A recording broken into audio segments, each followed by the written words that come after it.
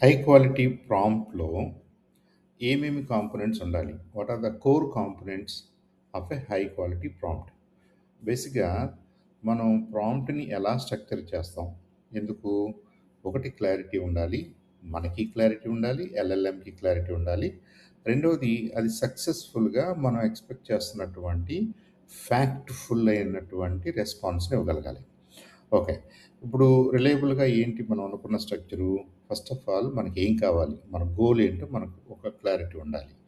దాన్ని ఏ కాంటెక్స్ట్‌లో మనం అడుగుతున్నామో అంటే ఎల్ఎల్ఎంని మనం పలానా ఇదిగో ఇండియన్ లీగల్ కాంటెక్స్ట్‌లో లేదా మెకానికల్ ఇంజినీరింగ్ కాంటెక్స్ట్‌లో లేదా ఆటోమొబైల్ మ్యానుఫ్యాక్చరింగ్ కాంటెక్స్ట్‌లో అన్నట్టుగా ఏదో ఒక కాంటెక్స్ట్‌ని మనం ముందుగా మెన్షన్ చేస్తాం. డిఫైన్ చేస్తాం.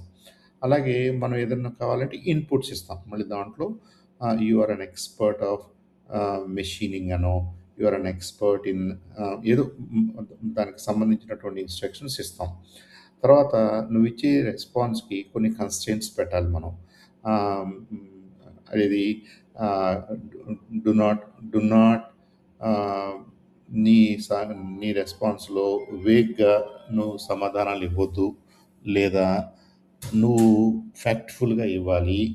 లేదా నువ్వు హెలూసినేట్ చేయొద్దు. లేదా 1000 వర్డ్స్‌లో ఉండాలి. 100 వర్డ్స్‌లో ఉండాలి. ఇలాంటివన్నీ కూడా కన్‌స్ట్రెయింట్స్ అనమాట. ఫాలోడ్ బై ఫార్మాట్ అంటారు. అవుట్‌పుట్ ఫార్మాట్స్ అంటారు. నువ్వు ఏ ఫార్మాట్‌లో నువ్వు రెస్పాన్స్‌ని అడుగుతున్నావు. అంటే ఏం కావాలనమాట మనకి? మనకి గోల్ ఏంటో క్లియర్‌గా ఉండాలి. ఏ కాంటెక్స్ట్‌లో మనం అడుగుతున్నామో ఎల్ఎల్ఎంని, ఎల్ఎల్ఎంకి ఒక కాంటెక్స్ట్ ఇవ్వాలి.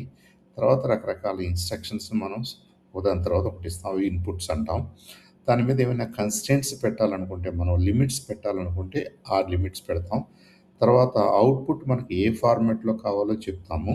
ఇదంతా అయితే ఈ చెక్స్ అన్నీ మనం చేసిన తర్వాత మన సెట్ ఆఫ్ ఇన్‌స్ట్రక్షన్స్ లేదా మన ప్రాంప్ట్ ప్రాపర్‌గా మనం డిజైన్ చేసినట్టనమాట.